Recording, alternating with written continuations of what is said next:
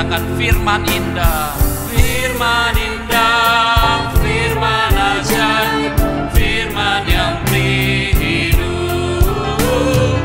Firman indah, firman ajaib, firman yang beri hidup. Kita berdoa. Bapa dalam kerajaan surga, kami datang ke hadapan-Mu pada pagi hari ini ya Tuhan. Kami berdoa bersama-sama Tuhan, bangunkan kerohanian kami kembali di pagi hari ini. Ketika kami datang beribadah ya Tuhan, biarlah Engkau membangunkan, membangkitkan kehidupan kerohanian kami kembali. Biar hati kami tertuju kembali kepada Tuhan. Hati kami berikan sepenuhnya kepada Tuhan. Tuhan pimpin kami bersama-sama mendengar kebenaran firman-Mu. Biar firman yang ajaib, firman yang indah, firman inilah yang menuntun langkah-langkah kehidupan kami. Allah Roh Kudus, biarlah Engkau bekerja di sepanjang pemberitaan kebenaran firman Tuhan. Biarlah hanya Engkau yang bekerja di tengah-tengah kami, menolong kami mengerti kebenaran firman Tuhan. Menolong kami menjadi pelaku kebenaran firman Tuhan. Dan menolong mengubahkan hidup kami untuk hidup kami semakin hari semakin serupa dengan Tuhan Yesus Kristus. Berbicaralah di tengah-tengah kami ya Tuhan. Menyerahkan waktu pemberitaan firman Tuhan di dalam nama Tuhan Yesus Kristus. Amin. Amin. Silakan duduk Bapak Ibu saudara-saudara sekalian. Senang sekali berjumpa dengan Bapak Ibu saudara-saudara sekalian pagi hari ini untuk boleh menyampaikan kebenaran firman Tuhan. Saudara-saudara, kita bersyukur kalau pagi hari ini kita boleh bersama-sama datang beribadah di dalam rumah Tuhan di tempat ini. Saya percaya saudara-saudara, Tuhan memberikan kita kesempatan demi kesempatan. Dan setiap kali kita datang beribadah, kita bersyukur saudara-saudara. Karena kita melihat keadaan di dunia hari-hari ini yang penuh dengan keadaan yang bergoncang saudara-saudara. Baru saja kita mendengar berita di Nepal terjadi yang namanya demonstrasi dan pembakaran. Dan keadaan-keadaan yang menakutkan dan mengerikan. Dan kita baru saja mengalaminya saudara-saudara 2 minggu lalu. Ketika kita hari Minggu akan beribadah, tiba-tiba saudara-saudara demonstrasi terjadi di tengah-tengah bangsa kita. Dan puji Tuhan, saudara-saudara, Tuhan memelihara gerejanya. Dan kita masih tetap dalam keadaan yang aman. Dan kita masih bisa tetap beribadah kepada Tuhan. Saudara-saudara, pagi hari ini saudara-saudara kita akan sama-sama merenungkan satu tema, yaitu Barnabas. Dia adalah orang yang baik, tetapi juga dia adalah seorang yang punya kabar yang baik. Kita membuka Alkitab kita, saudara-saudara, di dalam Kisah Rasul 11 ayat yang ke-24. Kisah Rasul 11 ayat yang ke-24, saudara-saudara. Atau saudara-saudara bisa melihatnya yang ada di layar. Kisah Rasul 11 ayat 24. Dan ayat ini kita akan membacanya bersama-sama saudara-saudara. Kalau saudara sudah menemukan bagian firman Tuhan ini, kita membacanya bersama-sama. 1, 2, 3. Karena Barnabas adalah orang baik, penuh dengan Roh Kudus dan iman, lalu banyak orang dibawa kepada Tuhan. Saudara-saudara, menarik sekali di dalam ayat ini dikatakan karena Barnabas dia adalah orang yang baik. Dia bukan hanya orang yang baik, tetapi dikatakan juga di dalam Alkitab, lalu dia membawa banyak orang dibawa kepada Tuhan. Saudara-saudara, minggu lalu kita baru saja merenungkan satu tema tentang Filipus. Dan saudara-saudara, kita didorong untuk come and see. Mari dan lihatlah. Saudara-saudara, banyak orang kita perlu ajak mereka untuk melihat karya Kristus dalam hidup kita. Banyak orang kita perlu ajak mereka untuk melihat dan mengalami Kristus melalui doa kita. Ajak orang dan biar mereka melihat dan mengalami Kristus dengan kita membawa mereka datang ke dalam gereja Tuhan di tempat ini. Amin, saudara-saudara. Dan minggu depan saudara-saudara ada KKR dan saudara-saudara mari kita ajak orang-orang yang belum mengenal Kristus untuk mereka boleh mengalami Kristus, berjumpa dengan Kristus, mengalami keselamatan di dalam Tuhan Yesus Kristus. Mari saudara-saudara kita ajak mereka di dalam KKR ini di minggu depan, saudara-saudara. Saudara-saudara kita kembali kepada tema kita tentang Barnabas. Dia adalah orang yang baik. Dan dia adalah orang yang punya kabar yang baik. Karena banyak orang dibawa oleh Barnabas kepada Tuhan. Saudara-saudara bayangkanlah seorang penjual obat. Di jalanan saudara-saudara dia menjual obat. Obat yang manjur, obat yang manjur, obat yang manjur. Kira-kira penjual obat ini dia jual obat apa, saudara-saudara? Tadinya saya pikir, saudara-saudara, dia jual obat penumbuh rambut, saudara-saudara. Tapi waktu saya melihat Pak Tim, waduh, kayaknya nggak enak ya. Pak Tim itu penuh dengan kemuliaan, saudara-saudara. Jadi saudara-saudara, waktu saya coba cari-cari di internet, dia jual obat apa ya? Saudara-saudara, dia jual obat enteng jodoh, saudara-saudara. Jadi yang jomblo beli obat ini nanti bisa enteng jodoh, saudara-saudara. Ada yang mau beli, saudara-saudara. Saudara-saudara, penjual obat ini kalau dia jual obat dan dia kasih tahu banyak orang, beli obat saya ini obat yang manjur. Dan katakanlah dia jual obat enteng jodoh, saudara-saudara. Ini pria yang menjual obatnya sudah berumur 63 tahun, saudara-saudara. Dan kalau kita tanya, Bapak sudah punya istri? Oh enggak, saya masih jomblo, saudara-saudara. Kira-kira banyak orang beli obatnya atau enggak, saudara-saudara? Saudara-saudara, dengan kata lain, saudara-saudara, apa yang membuat berita daripada penjual obat ini kuat? Kalau orang penjual obat itu adalah orang yang punya kesaksian hidup yang baik. Maka saudara-saudara, saya merenungkan bahwa penting sekali kehidupan kekristenan kita punya kesaksian yang baik tentang Tuhan Yesus Kristus di dalam hidup kita. Maka saudara-saudara, berita yang kita bisa bawakan kepada orang-orang di sekeliling kita adalah berita yang baik, yang orang-orang bisa terima ketika mereka mendengar tentang Tuhan Yesus Kristus. Saudara-saudara, ketika kita melihat kehidupan daripada Barnabas, saudara-saudara, di dalam Alkitab dikatakan karena Barnabas adalah orang yang baik, tapi bukan hanya yang baik, dikatakan di dalam Alkitab dia penuh dengan Roh Kudus dan iman. Saudara-saudara, waktu saya membaca kalimat ini, seorang pendeta yang bernama John Piper, dan dia juga adalah seorang penulis buku.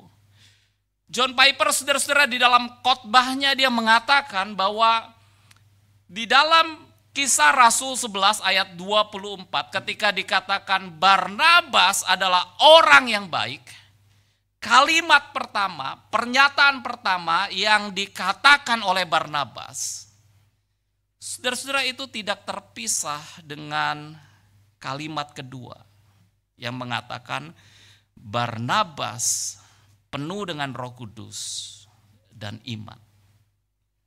Saudara-saudara, dua pernyataan atau dua kalimat ini adalah dua yang tidak terpisahkan satu dengan yang lainnya. Dengan kata lain, saudara-saudara, apa yang membuat Barnabas dia dikenal sebagai orang yang baik? John Piper mengatakan bahwa akar daripada kehidupan Barnabas dikatakan dia adalah dikenal sebagai orang yang baik itu karena Barnabas adalah penuh dengan Roh Kudus dan iman. Saudara-saudara, kemungkinan besar yang membuat Barnabas bisa dikenal sebagai orang yang baik itu karena Barnabas adalah seorang yang penuh dengan Roh Kudus dan iman. Saudara-saudara, hal ini sejalan juga dengan yang Paulus katakan ketika Paulus mengatakan kepada kita untuk hidup kita dipimpin oleh Roh Kudus, untuk hidup kita berada di bawah kendali daripada Roh Kudus. Maka hasil daripada hidup yang dipimpin oleh Roh Kudus, hidup yang dikuasai, dikendalikan oleh Roh Kudus, maka orang Kristen akan menghasilkan yang namanya buah roh. Dan salah satu karakter daripada buah roh adalah kebaikan. Saudara-saudara, kebaikan ini yang nyata di dalam kehidupan daripada Barnabas. Dia dikenal sebagai orang yang baik. Saudara-saudara, kalau kita melihat apa sih bukti nyata daripada kebaikan yang dilakukan oleh Barnabas? Saudara-saudara, kebaikan praktis apa yang dilakukan oleh Barnabas sehingga dia dikenal sebagai orang yang baik? Saudara-saudara, hal yang pertama kita melihat Barnabas itu adalah orang yang menjual hasil ladangnya. Dan kemudian dia berikan itu kepada gereja mula-mula. Saudara-saudara, ini pertama kali yang membuat Barnabas dilihat oleh jemaat mula-mula. Dan Barnabas disebut sebagai orang yang baik. Disebut sebagai anak penghiburan. Seorang yang penuh dengan kemurahan hati. Dia menjual hasil ladangnya dan dia berikan untuk gereja mula-mula pada waktu itu. Saudara-saudara, hal yang kedua yang kita bisa lihat kebaikan daripada Barnabas adalah ketika Barnabas menerima Paulus yang baru bertobat pada waktu itu. Nah, saudara bisa bayangkan kalau ada seorang yang pernah menganiaya orang Kristen dan kemudian dia tiba-tiba ngomong saya sudah bertobat. Saudara-saudara, dia bukan hanya menganiaya orang Kristen, tapi dia tangkap orang Kristen, dia penjarakan orang Kristen, dan dia bunuh orang Kristen. Pertanyaannya saudara-saudara, siapa yang berani menerima orang yang seperti ini? Dan menarik sekali saudara-saudara, pada waktu itu gereja mula-mula berada dalam keadaan yang takut. Mereka takut menerima Paulus. Mereka pikir jangan-jangan Paulus bohong kali bertobatnya. Kan bisa terjadi ya saudara-saudara ya. Tetapi yang menarik adalah Barnabas, dia terima Paulus, dia rangkul Paulus. Saat jemaat mula-mula mereka takut dengan keberadaan daripada Paulus, Barnabas membawa Paulus kepada rasul-rasul dan menghadapkan Paulus kepada rasul-rasul. Dan Barnabas meyakinkan jemaat mula-mula bahwa pertobatan Paulus adalah pertobatan yang sejati. Saudara-saudara, kita melihat Barnabas adalah orang yang luar biasa. Dia punya kebaikan hati yang membawa orang kepada Kristus. Saudara-saudara, Barnabas juga sebenarnya namanya adalah Yusuf. Kalau kita membaca di dalam Alkitab, Nama aslinya adalah Yusuf. Tetapi kenapa dia disebut sebagai Barnabas? Saudara-saudara, ternyata nama ini adalah nama julukan, nama yang orang-orang sebut dia sebagai Barnabas. Kenapa dia disebut sebagai Barnabas? Karena memang kehidupan Barnabas adalah seorang yang menguatkan orang lain. Seorang yang menghibur orang lain. Seorang yang mendorong orang lain di dalam iman. Maka saudara-saudara, nama julukan ini adalah nama yang lebih dikenal di sepanjang kehidupan Barnabas. Yang seharusnya namanya adalah Yusuf, tetapi dia disebut banyak orang sebagai Barnabas. Wow.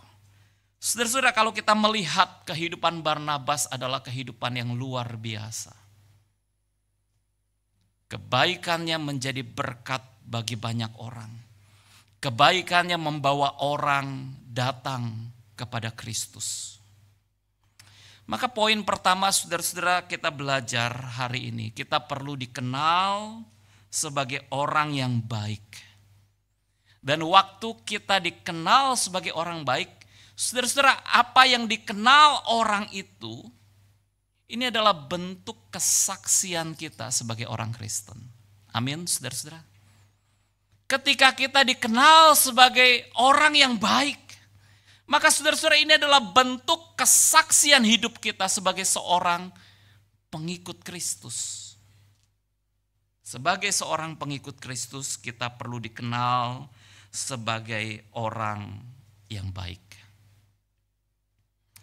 Saudara-saudara, ada seorang anak muda, dia sadar bahwa hidupnya enggak baik.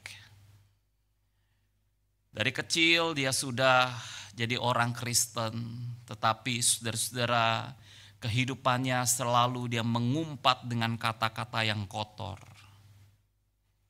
Kehidupannya saudara-saudara seringkali diwarnai dengan pertengkaran, dengan keributan dengan orang lain. Dia punya emosi yang tidak terkendali. Anak remaja ini saudara-saudara, dia sadar dia bukan sebagai orang yang baik. Dan dia dikenal oleh banyak orang bukan sebagai orang yang baik. Tetapi saudara-saudara, puji Tuhan, seorang teman yang mengenal dia, membawa dia untuk belajar, bertumbuh bersama dalam studi Bible. Di dalam satu grup, mereka belajar Alkitab 1 minggu 1 kali. Saudara-saudara, anak muda ini ketika dia berada dalam satu kelompok, mereka membaca Alkitab, mereka mempelajari Alkitab, dan mereka menerapkan firman Tuhan di dalam kehidupannya. Saudara-saudara, perlahan demi perlahan kehidupan anak muda ini mulai mengalami yang namanya perubahan. Dari seorang yang mengumpat, mengatakan kata-kata yang kotor, kata-katanya mulai diubahkan. Dari seorang yang punya emosi yang tidak terkendali, bersama dengan kelompok mereka membaca Alkitab, mereka mempelajari Alkitab, mereka menerapkan Alkitab di dalam kehidupan mereka, emosinya mulai terkendali. Saudara-saudara, banyak orang tadinya mengenal dia sebagai orang yang tidak baik. Tetapi saudara-saudara, anak muda ini diubahkan oleh Tuhan. Dan banyak orang yang tadinya melihat dia bukan anak yang baik, sekarang banyak orang mengenal dia sebagai anak yang baik. Saudara-saudara, ketika di dalam studi Alkitab, mereka mempelajari Alkitab. Mereka membaca di dalam Daniel 1 ayat yang ke-8. Dikatakan Daniel berketetapan untuk tidak menajiskan dirinya. Saudara-saudara, bagian firman Tuhan ini mereka coba terapkan di dalam hidup mereka. Di dalam satu kelompok pembacaan Alkitab itu mereka bertanya begini, apa yang membuat kita bisa menjadi orang-orang yang berketetapan hati untuk tidak menajiskan hidup kita. Maka saudara-saudara, sekelompok anak muda ini, mereka mulai berkomitmen bagaimana perkataan mereka adalah perkataan yang menjadi berkat bagi orang lain. Maka anak-anak muda ini saudara-saudara mulai berkomitmen bagaimana kehidupan tingkah laku mereka adalah kehidupan tingkah laku yang berbeda dengan dunia. Kalau di tengah-tengah dunia banyak orang menonton pornografi, anak-anak muda terjerat di dalam pornografi, mereka berketetapan untuk tidak menajiskan mata mereka dengan hal-hal yang cabul, dengan hal-hal yang kotor. Saudara-saudara, anak-anak muda ini berketetapan hati untuk tidak menajiskan hidup mereka.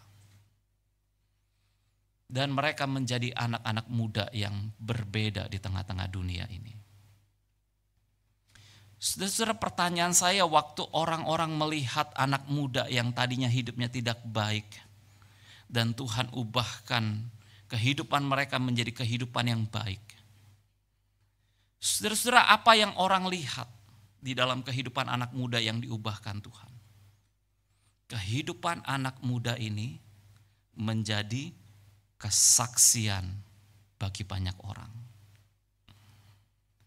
Saudara-saudara, apakah kita rindu hidup kita menjadi kesaksian bagi banyak orang? Maka saudara-saudara, hari ini satu pertanyaan refleksi untuk kita coba bersama-sama renungkan, saudara-saudara. Kebaikan praktis apa yang dapat kita nyatakan kepada orang lain, sehingga kita dapat membawa orang lain kepada Kristus. Saudara-saudara, hari ini kita renungkan pertanyaan refleksi ini. Kebaikan praktis apa yang kita bisa lakukan, sehingga saudara-saudara kehidupan kita adalah kehidupan yang menyatakan berkat bagi orang lain. Dan kemudian saudara-saudara, banyak orang kita bisa bawa mereka kepada Kristus. Hal yang kedua, saudara-saudara, ketika kita membahas tentang Barnabas, saudara-saudara, dikatakan di dalam Kisah Rasul 11 ayat 24, karena Barnabas adalah, tadi kita membaca dia adalah orang yang baik, saudara-saudara. Tetapi bukan hanya orang yang baik. Dikatakan lalu Barnabas itu membawa banyak orang kepada Tuhan. Dia membawa banyak orang kepada Tuhan. Hari ini saudara-saudara, maukah kita berkata, Tuhan, saya mungkin tidak bisa membawa banyak orang kepada Tuhan. Tetapi saudara-saudara, komitmen, Tuhan, saya mau bawa satu jiwa untuk Tuhan. Tuhan, saya mau bawa satu jiwa untuk Tuhan. Saudara-saudara, di sepanjang minggu yang akan kita lalui, saudara-saudara, sampai kepada minggu depan, kita akan ada KKR di tempat ini. Saudara-saudara, saya juga bergumul sebagai hamba Tuhan. Saya berkata, Tuhan, kalau boleh satu jiwa aja, satu jiwa, Tuhan saya bawa. Saya bawa. Saudara-saudara, waktu kita melihat tentang Barnabas, Lukas menggambarkan bahwa Barnabas adalah orang yang melakukan akan amanat agung Tuhan Yesus Kristus. Di dalam amanat agung Tuhan Yesus Kristus, saudara-saudara, dikatakan, pergilah, jadikanlah semua bangsa muridku.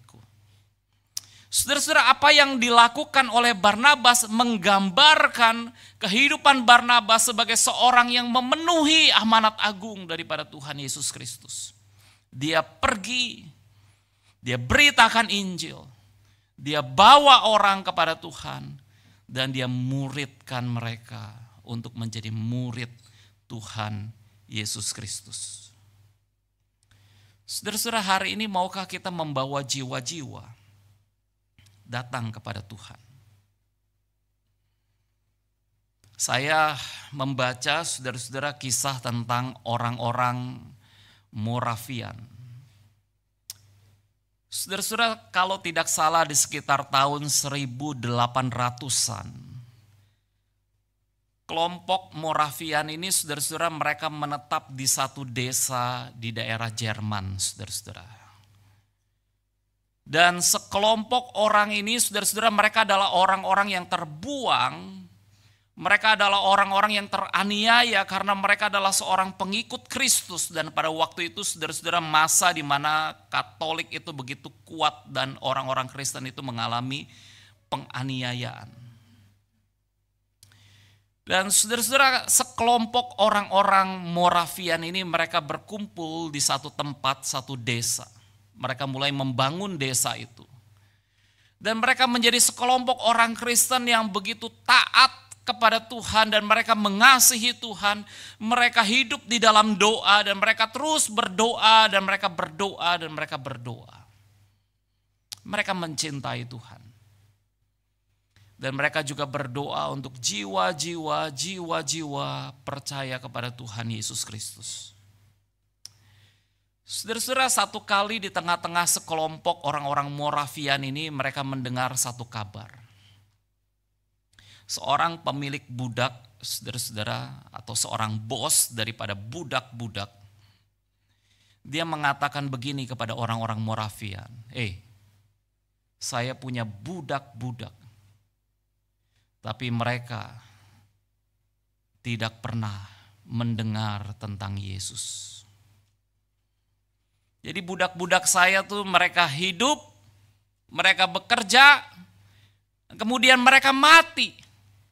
Tanpa mereka pernah mendengar nama Yesus yang kalian sembah. Oh saudara-saudara, pada waktu orang-orang Moravian mendengar berita tentang hal ini, saudara-saudara, hal ini menjadi satu hal yang menghancurkan hati orang-orang Moravian. Ternyata ada orang-orang yang tidak pernah mendengar nama Yesus. Ternyata ada orang-orang yang mereka hanya hidup, mereka bekerja, dan kemudian mereka meninggal tanpa mereka mendengar nama Yesus. Saudara-saudara, kisah ini menjadi satu kisah yang luar biasa. Dua orang Moravian, ketika mereka mendengar berita ini, mereka mengatakan, kita harus pergi mengabarkan kepada budak-budak itu. Beritahu mereka tentang Yesus yang adalah Tuhan dan Juru Selamat. Beritakan buat mereka. Tetapi saudara-saudara, bos daripada budak itu mengatakan bahwa di tanah Hindia tidak boleh ada seorang pendeta, tidak boleh ada seorang misionaris, tidak ada boleh seorang misionaris pendeta yang tinggal di dalam tanah itu. Hanya ada budak. Maka dua orang ini saudara-saudara, mereka merelakan diri mereka menjadi budak. Kenapa mereka menjadi budak? Hanya untuk membisikkan kepada para budak-budak yang belum pernah mendengar tentang Yesus. Ada Yesus. Maukah engkau terima Yesus sebagai juru selamat dalam hidupmu?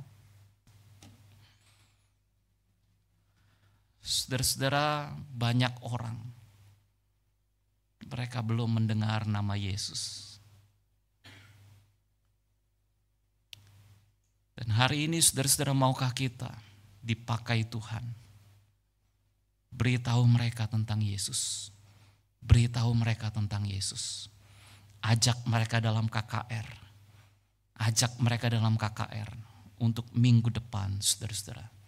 Mereka boleh mendengar tentang Yesus.